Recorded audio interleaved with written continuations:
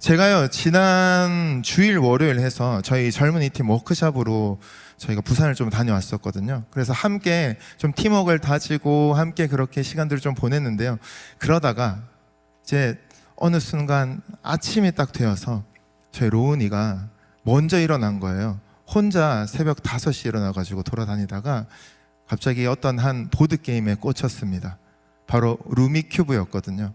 그걸 보면서 계속 하나씩 칩을 가지고 노는 겁니다.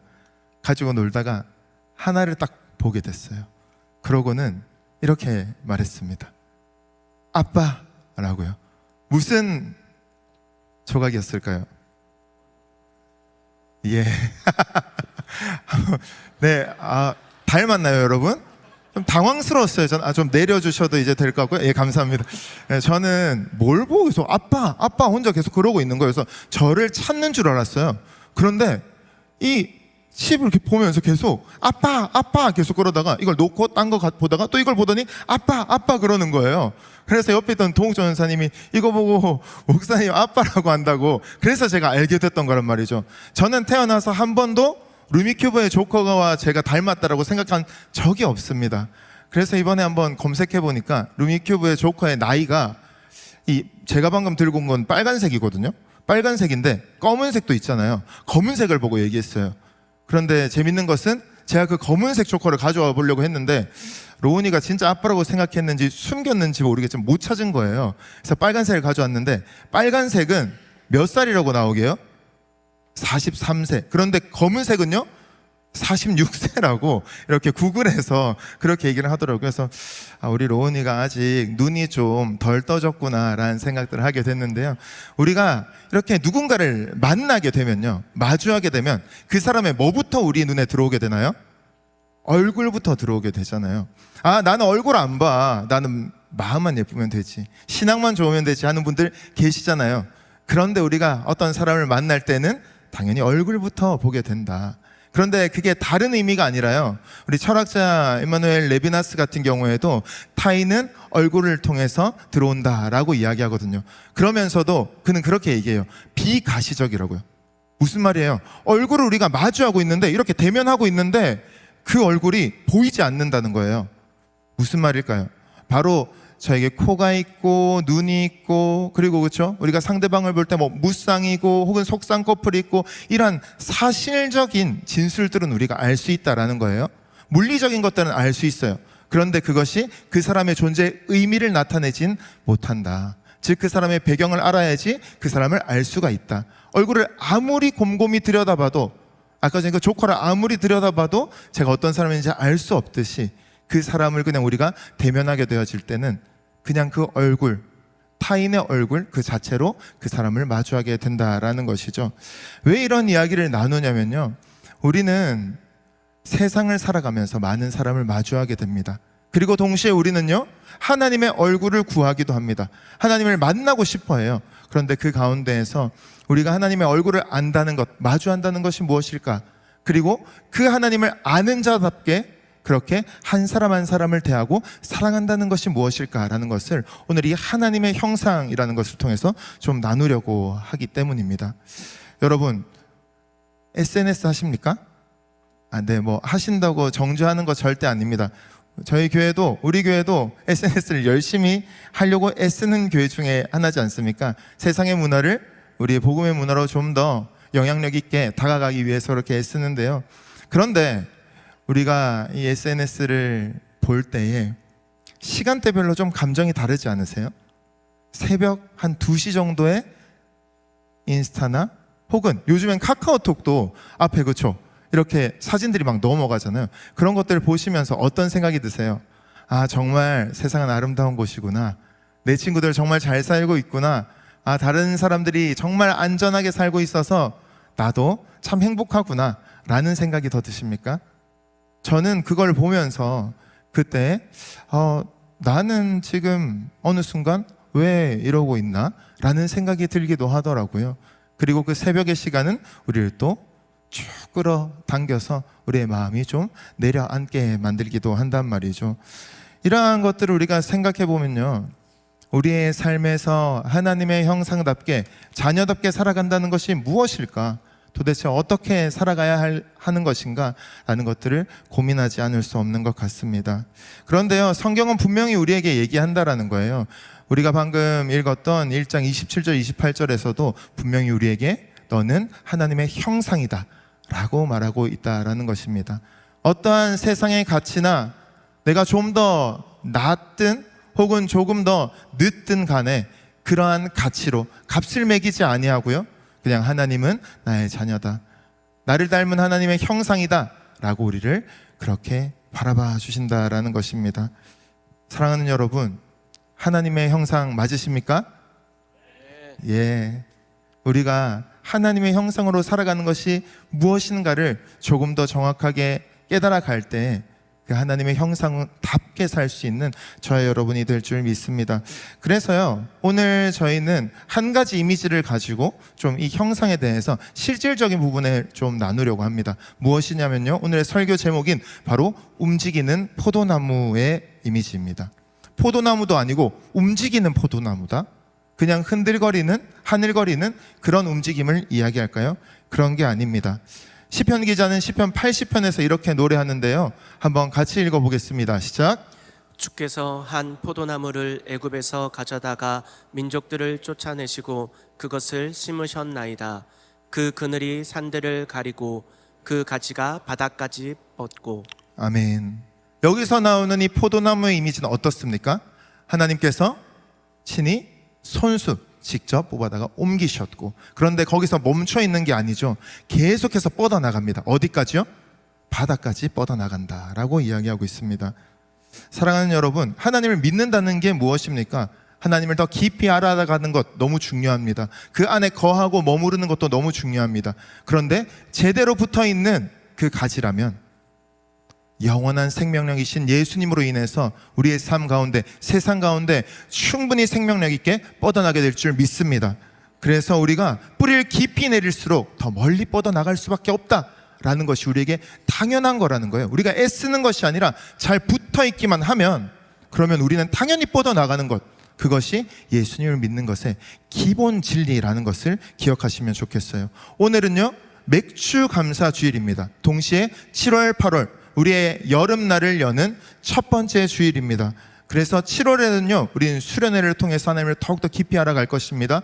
8월에는 각자 국내외 선교로 또 뻗어나갈 것입니다. 물론 이렇게 우리의 외연적인 것뿐만 아니라 우리의 내면적으로도 주님께 붙어 있을수록 우리가 주님 안에서 보내어지고 그 자리에서 하나님의 자녀답게, 형상답게 살게 된다라는 것도 기억하시길 바랍니다. 그래서 오늘 이 창세기 1장의 말씀을 통해서 우리가 누구인가를 다시 한번 깨닫고요, 그리고 그 모든 것이 우리에게 주어진 은혜이기 때문에 그렇게 주님의 형상으로서 주님의 자녀답게 넉넉히 이겨내신 여러분 되시길 주님의 이름으로 축복합니다. 그렇다면요, 이 움직이는 형상, 움직이는 포도나무, 하나님의 형상은 대체 어디에다가 처음 뿌리를 내렸는가? 나무는 늘 뿌리에서부터 자라기 시작하잖아요.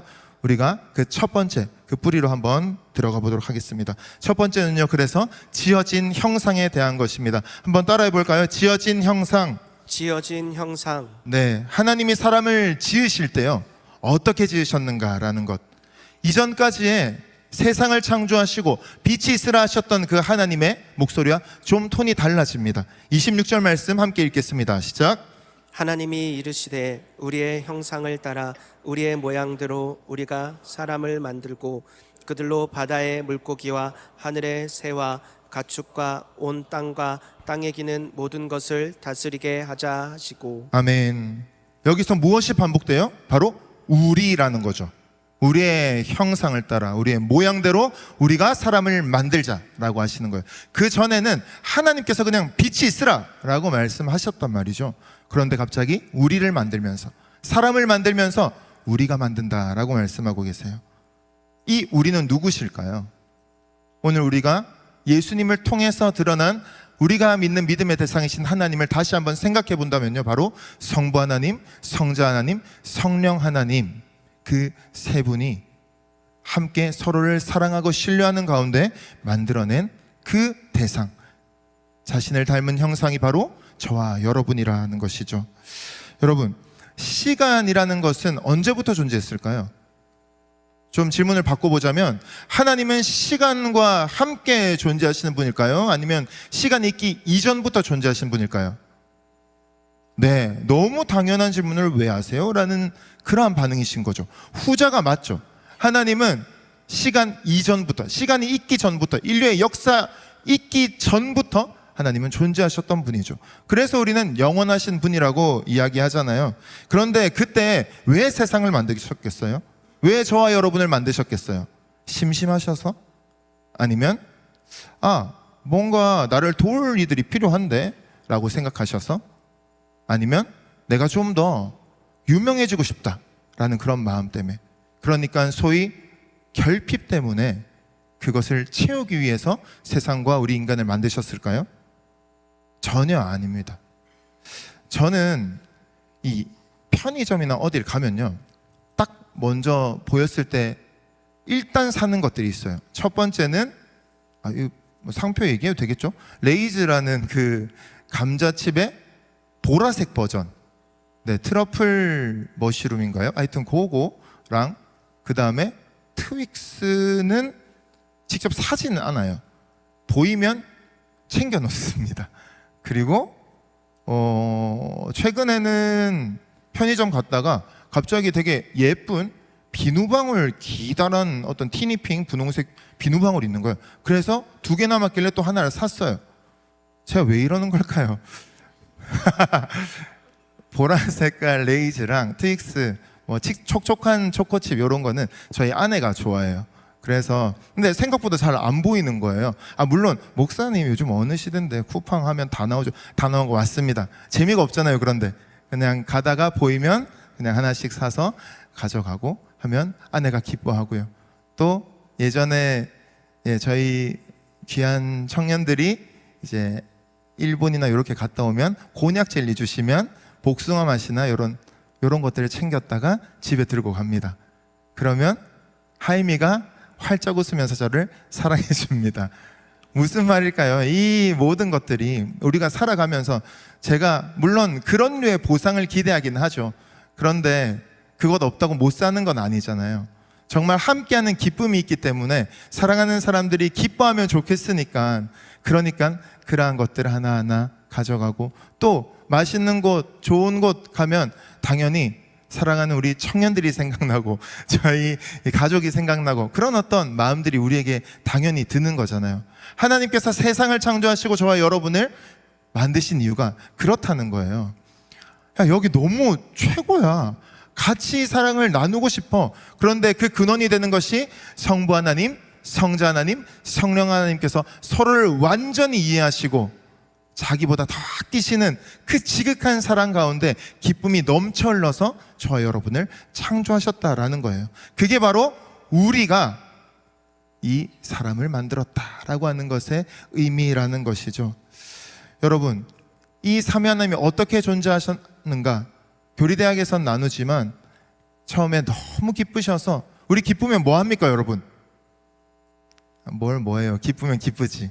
네, 춤춘다라고 얘기하잖아요. 그래서 우리 삼위 하나님께서도 서로의 손을 잡고 정말 기뻐서 정말 빙글빙글 돌면서 그렇게 기뻐하셨다라는 그러한 이야기들도 나누고 있어요.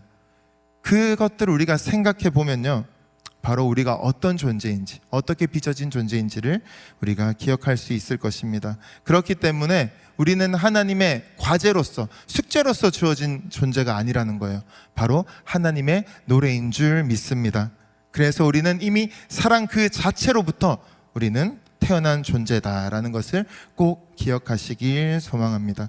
그렇다면 이 형상이라는 것이 어떤 의미를 갖고 있는가 잘 아시는 것처럼 첼렘이라는 이 단어 자체가 갖는 게, 그 당시에 고대 근동에서는 왕들이 자기의 영역을 이야기하기 위해서 그렇게 형상을 두었다라고 하잖아요. 그까지가 이 황제가 통치하는 영역이다라는 통치권을 이야기하게 했어요.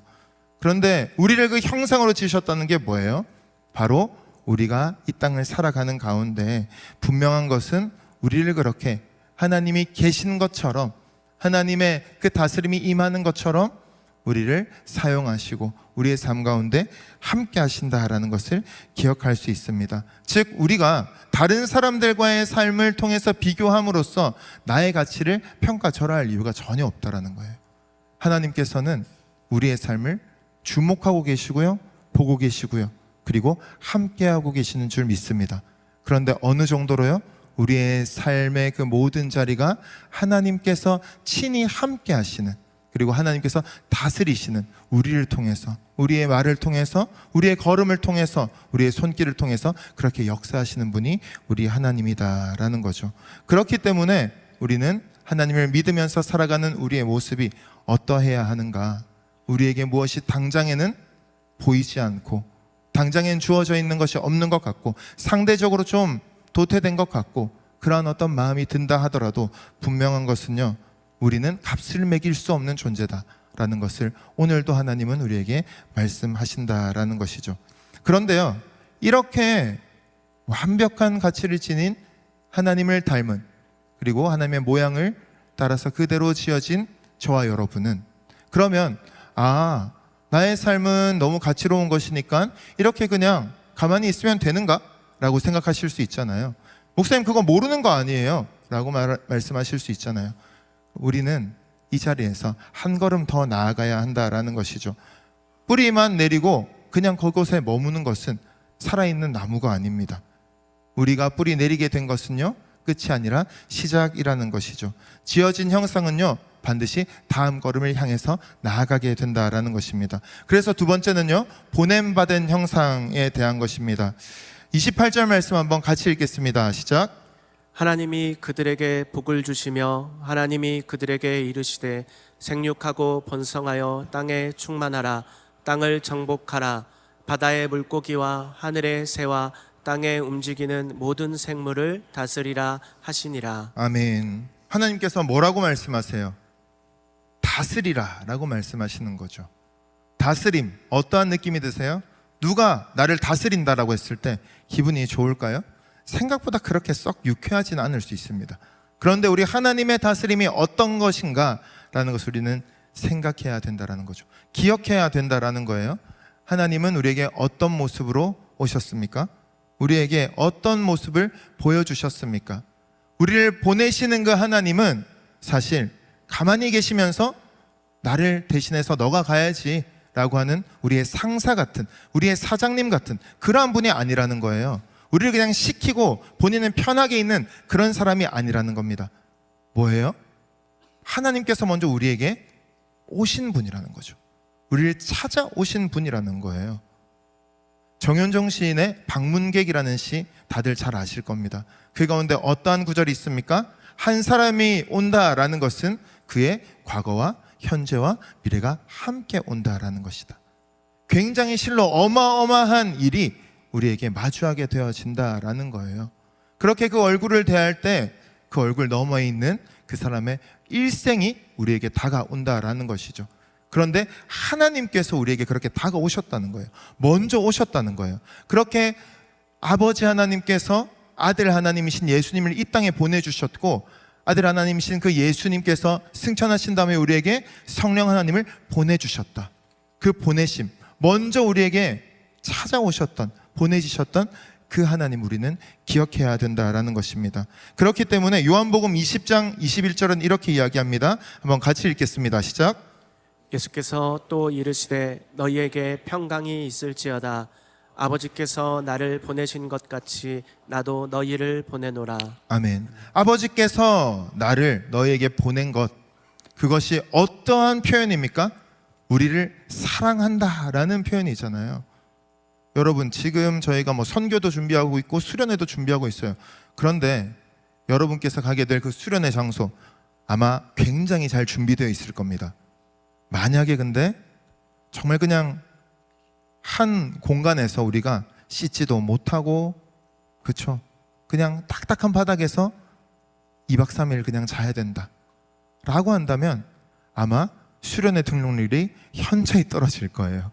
너무 상상만 해도, 선교지도 그렇게 되면 너무 힘들잖아요. 그러한 선교지들을 저는 몇 번 다녀와 봤거든요.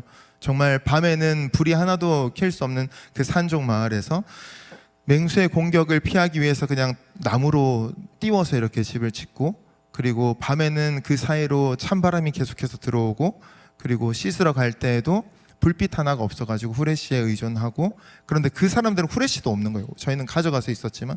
그리고 빗물을 받아서 그것으로 모든 것을 해결하는 그러한 어떤 상황들, 우리의 삶에서 정말 우리에게 주어진 것들이 너무나도 귀하지만 하나님께서 그 무한하시고 영광스러운 존재인 그 하나님께서 예수라는 한 사람으로 오셨다라는 것은 참으로 자신의 모든 영광을 사실 포기하고 그렇게 이 땅에 오셨다라는 거예요. 그런데 오셔서 하시는 게 뭐예요? 그렇게 하나님께서 세상을 이처럼 사랑하사 독생자를 주셨는데 그 예수님이 오셔서 살아내신 그 걸음이 어떠했어요? 자신이 찢겼다라는 거예요. 자신이 완전히 그냥 존재적으로 그냥 갈려나갔다라는 거예요. 자존심 1도 그 가운데에서 인정받을 수 없었던 그러한 상황들, 우리에게 하나님께서 이 보내심에 대해서, 다스림에 대해서 말씀하시는 이유가 뭘까요? 나 도움 필요해, 내가 이런 것들 줬으니까 이 정도는 해줘야 되는 거 아니냐? 영생 줬잖아, 그러니까 좀 그에 합당하게 좀 일 좀 해라 라는 형태의 다스림일까요?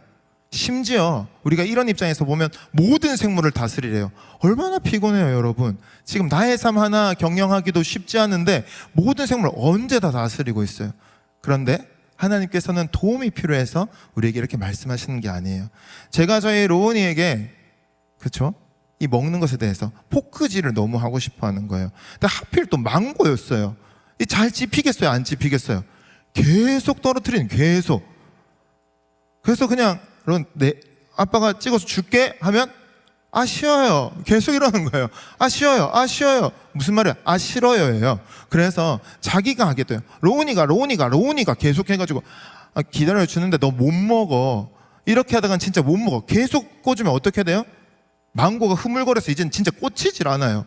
그런 상황을 옆에서 보고 있는데 끝까지 함께 하면서 로운이가 하도록, 어떻게든 하도록 숟가락을 가져와서 다시 숟가락을 쥐어주고 그것도 떨어뜨리는 걸 보면서 저희 아이가 뭐 모자라서 그런 건 아닙니다. 그런데 아이들이 좀 그런 상황들이 있어요. 그렇게 해서까지 어떠한 상황들을 같이 하고, 또 로운에게 이 쓰레기 버리고 와 시키는 것, 제가 움직이기 싫어서일까요? 진짜 한 100번에 한 번 정도 그럴 때 있는데 유용합니다. 하지만 기본적으로 그렇게 하면 잘못 버리고 올 수도 있잖아요. 그런데 그렇게 하면서 로운이가 기뻐하는 것을 보고, 못해서 하는 게 아니에요. 같이 그렇게 참여하게 하면서 그 기쁨을 함께 나누고자, 그렇게 우리가 함께 그런 것들을 맡기고 살아가는 거잖아요. 하나님도 우리에게 다스리라고 말씀하시는 그 본심이 뭐냐라는 거예요. 피곤하니까 내가 이 정도 다스렸으면 되지 않았냐 라고 하시는 걸까요? 절대 아니죠. 우리가 하나님의 영광에 참여하길 원하시고, 하나님의 그 형상답게 아름다움을 우리가 누리길 원하시고 맛보길 원하시고, 그래서 하나님과 함께 살아가는 삶이 너무 좋아요. 하나님 믿기 정말 잘했어요 라는 것을 그렇게 우리가 함께 살아가는 사람들에게 정말 그냥 표정으로 전해지고 삶으로 전해지고 그 가운데 기쁨이 충만해지길 원하셔서 우리에게 그 모든 것들을 맡기셨다라는 거죠. 사랑하는 여러분, 그래서 우리는 그냥 깊이 뿌리 내리는 것에 안주하면 안 됩니다. 뿌리를 내렸다면요, 우리는 뻗어 나아가야 된다라는 것이죠. 움직이는 포도나무답게 참 포도나무이신 예수님께 붙들리는 동시에 우리는 그분의 생명력을 통해서 나의 껍질을 깨뜨리고 내가 늘 해왔던 것, 그것에 그냥 그치는 것이 아니라 하나님께서 우리를 통해서 영광 받으신다는 것은 우리가 그 영광에 참여함으로 기쁨이 충만해지는 것이다 라는 그 진심을 알아들이는 것이라는 거예요. 그래서 우리가 이 여름날을 바라볼 때에도요, 우리 안에서 하나님과 함께하는 그 동력의 기쁨이 충만케 되길 주님의 이름으로 축원드립니다. 마지막으로 생각할 때요, 그래서 지음 받았어요. 그리고 보냄도 받았어요. 그리고 이제는 회복되는 형상이라는 거예요. 우리가 사실 목사님 여기까지도 모르지 않아요. 예수님, 그리고 예수의 이름의 그 능력으로 살아가는 것 당연한 거 아니에요? 복음의 능력, 제 삶을 붙드는 것 맞죠? 그렇게 살아가려고 기도하고요, 그렇게 하려고 오늘 양육 수료식 얼마나 많은 청년들이 그 바쁜 와중에도 피곤한데도 와서 제가 교리대 하겠거든요. 진짜 너무 귀한 거예요. 한 사람 한 사람이 정말 안 되는데도 시간을 짜내고 아픈데도 그냥 그렇게 와가지고 집중하는 그 모습들, 하나님을 조금이라도 더 알려고 애쓰는 그 모습들, 하나님이 얼마나 기뻐하시고 얼마나 귀하게 여기실까요? 그런데요, 그렇게 살아감에 있어서도 우리가 항상 한계에 부딪힌단 말이에요. 뭐가 왜 안 되는 것 같은가 라는 생각들을 하게 된다는 말이죠. 그런데 결국엔 우리는 다시 본질로, 진리로 돌아가게 될 것입니다. 하나님께서 우리를 하나님의 형상으로 만드셨잖아요. 그래 놓고는 우리에게 말씀하신 것 한 가지가 더 있어요. 나 외에 다른 어떠한 형상도 형태를 만들지 말라라고 십계명을 통해서 그 한참 후에 무세에게 말씀하셨죠. 왜 그럴까요, 여러분? 한번 생각해 보신 적 있으세요? 이 형상이라는 것이 우리가 하나님의 형상으로 지어졌는데 또 다른 형상은 하나님 우리가 더 잘 믿고자 하는 건데 왜 그러실까요? 라는 생각을 할 수 있잖아요. 간단하게 생각해 보면요, 첫째는 우리가 진짜 하나님의 형상이기 때문이라는 거예요. 무엇인가를 만들면 그것이 하나님의 형상을 대변하는 것 같아서 내가 진짜 형상이라는 것을 까먹을 수밖에 없어요. 오히려 진짜 형상이 가짜 형상 앞에 절하는 꼴이 되기 마련이라는 거죠. 동시에요, 우리가 정말로 하나님의 자녀답게 살기를 원하시는 그 하나님의 마음이 여기에 담겨 있다라는 것이죠. 그런데 이걸 위해서 하나님이 어디까지 우리에게 자신의 모든 것을 내어주셨는가? 배신할 수밖에 없는 존재를 만드신 거예요. 여러분, 진짜 뒤통수 맞으면, 믿었던 친구가, 사람이 나를 배신하면 얼마나 속이 상합니까? 너무 속이 상하죠. 그런데 하나님께서는 모르셨을까요? 이거 지켜줘 라고 했는데 그걸 우리가 지켜낼 줄 알고 자신의 독생자, 정말 귀하게 여기는 그 외아들을 십자가에 달려 죽게 할 줄 모르시고 우리에게 보내셨을까요? 아니라는 거예요. 거기까지도 다 생각하시면서 자신의 모든 것을 내어주셨다. 우리가 자유하게 살면서도 하나님을 온전히 믿을 수 있도록 우리를 붙드시는 분, 그렇게까지 참아주시고 견뎌주시고 기다려주시는, 그렇게 회복시키는 분이 우리 하나님이신 줄 믿습니다. 그래서 우리는요, 우리가 어떤 순간에도 다시 주님을 바라볼 수가 있다라는 거예요. 성경에선 예수님을 이렇게 표현하죠. 그는 보이지 아니하는 하나님의 형상이시다.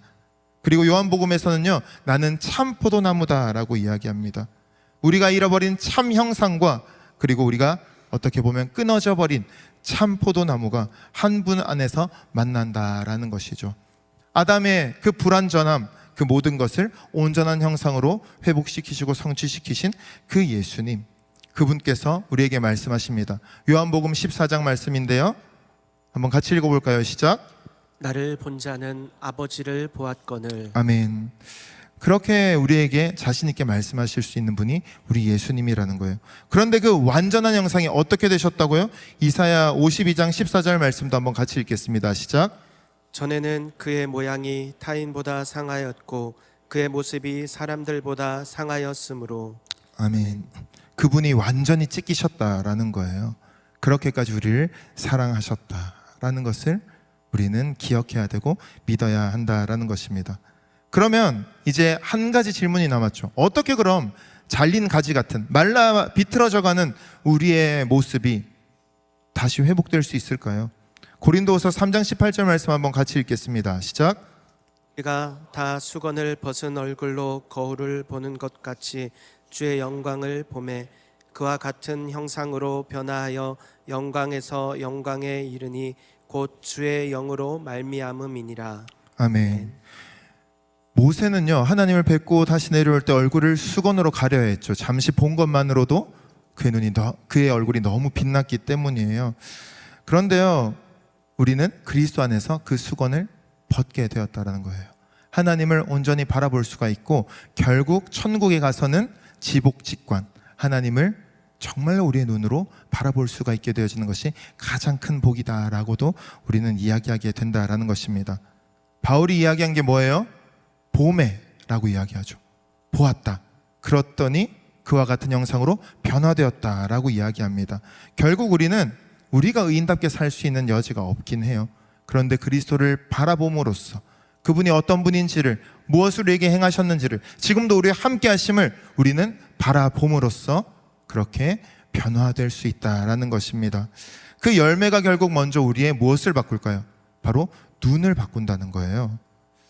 여러분, 좀 나에게 좀 어려움이 되어지고 정말 원수 같은 그런 사람이 혹시 있으실까요? 그러한 이야기를 들을 때마다 떠오르는 인물이 있으실까요? 우리가 존경하고 따르는 종교개혁자 깔뱅은요, 하나님의 형상을 아는 것, 하나님의 형상답게 살아가는 것은요, 바로 그 허물 너머에서 빛나는 그 사람 안에 있는 하나님의 형상을 바라봄으로써 그 모든 것을 극복할 수 있다라고 이야기합니다.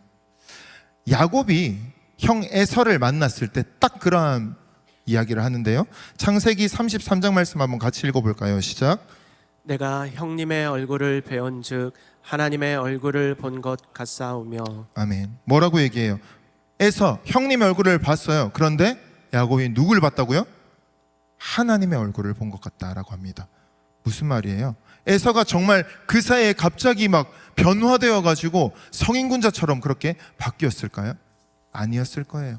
그러면 야곱이 정말 원래 그 야곱 특유의 언변으로서 이렇게 아첨하는 이야기였을까요? 절대 그렇지 않습니다. 분명한 것은요, 형이 거룩해진 게 아니에요. 바로 야곱이 야복 강가에서 그렇게 애쓰는 가운데 그의 눈이 바뀌게 된 거죠. 그래서 이 변화라는 것은요, 상황이 바뀌는 것이 아니라 나의 눈이 변화되어지는 데서부터 시작된다라는 것입니다. 야곱은 하나님의 은혜가 없이는 살 수 없다라고 고백했습니다. 그렇기 때문에 그는 환도뼈가 부러지기까지 그 천사를 붙들고 늘어졌던 것이죠. 사랑하는 여러분, 우리에게 좀 어려운 사람이 있습니까? 그 사람을 어떻게 품어야 될지 참 쉽지 않은 그러한 마음들이 있으실 겁니다.